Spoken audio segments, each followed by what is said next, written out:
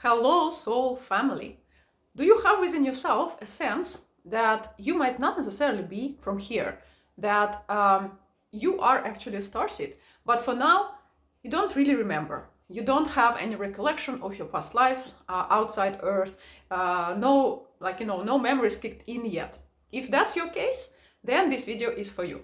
Because today I wanted to share with you 4 different methods how you can discover whether you have any star origins or not, right? And I'm going to discuss briefly the drawbacks and the advantages of every method, at least from my point of view, so that you can decide for yourself whether that's resonating with you or not. Okay, so I will start with the first one, which is astrology chart reading. There are a lot of people out there who actually can do astrology chart reading that includes starseed origins reading, because of course everything is written in the stars and your astrological chart can tell a lot of things about you, about your traits of character, but also about your origins. So that is one of the ways that you can do it. You can find a person who does it. It's most of the time it's relatively cheap and kind of fast, my personal drawback about this method is that it gives you what I call an empty knowledge, meaning it's someone else who is going to tell you who you are. It doesn't come from within yourself, so you might not necessarily, resonate with what you hear or take it seriously, right? Because I personally believe that whatever we need to know is already within ourselves.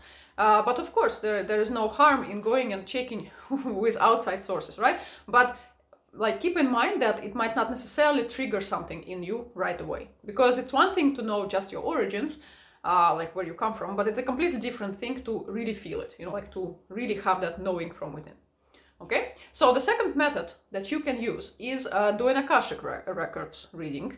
Again, it can be done with someone else, or you can learn how to do it on your own. There are plenty of teachers out there who teach you how to access Akashic records for yourself so that you can retrieve that information. And for me, this is already another step, it's a step further, and you can retrieve a lot of information for yourself. Again, with a little bit of training, right? That could be a little bit an option that is more expensive, but in the long run, you're gaining a tool for yourself into which you can tap for anything, actually, for a lot of different uses. Well, you can also ask, of course, another person to read your Akashic records for you and see if there is any information in your Akasha about your origins or not. Again, for me, it's a bit more powerful to do it on your own. If you can learn it for yourself, if you can dedicate a little bit of time to do it for yourself, that could be a very valuable tool in your toolkit. Okay, so another method that can help you do that is a past life regression session, of course, right? Because when we are doing these kind of sessions with people, we can access lives that we have lived on Earth or outside Earth. And you can go and do, of course, a past life regression session with an intention to find out whether you have any lives outside Earth, or you can even set an intention for your soul to visit your first incarnation, which was outside Earth. Okay, so that will give you insight on who you truly are, and you will be able to actually experience it. You will be able to dive into your life and live through it once again, but basically relive it. Okay, the drawback of this method is that if your soul is not ready to reveal to you this information, if your soul feels like there is some healing needed for you, or there is some more learning needed for whatever reason, because your soul is the one that basically decides when to activate what within you. So basically, if your soul kind of sees that you're not ready yet for that kind of information, you will not visit the life as a being outside Earth. Okay.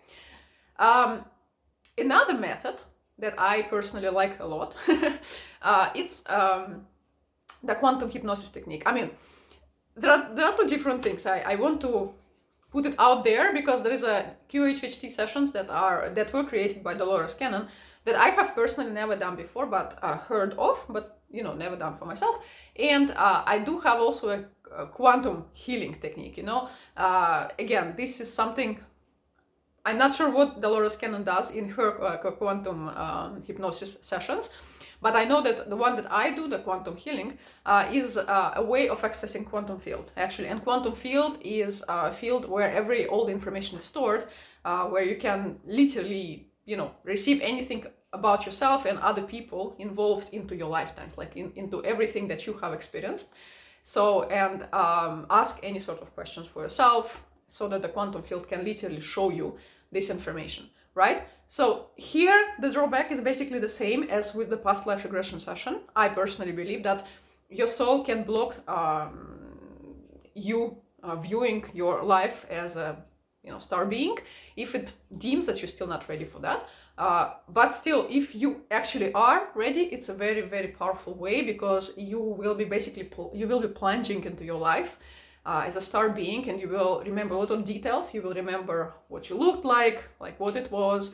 You might ask any sort of questions, right? And retrieve information about how you lived, what was available for you, like anything about your race, anything about yourself. You can retrieve information about your gifts, and not just retrieve that information, but feel it, feel it within yourself, right? That's why for me that this method is quite powerful, because it's experiential, in the same way as past life regression session or Akashic reading that you do for yourself, not Akashic reading, but accessing the Akasha to read it for yourself, right? So for me, the experiential methods are very powerful, because they give you the real knowledge of who you are from within.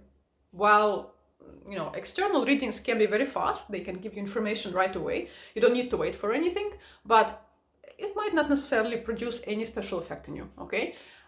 So these are the 4 methods that I know of, and I have used some of them for myself and of course for my clients, and I haven't used others, but I know about them because I see people talking about them, and I believe every single one of these methods has its time and place to be. So based on this information, you can decide for yourself which one would be the best for you. Keeping in mind, of course, is that a past life regression session and quantum hypnosis sessions are very long, because they take time to induce you in a state where you will be in this open state of consciousness, so that you can actually access your lives, right? Because it's not so easy like that to go into your past lives and remember everything. No, your consciousness need to kind of match the the vibration of the universe, so that you can plunge into this information. Okay, so a side note for everything that I've just said is that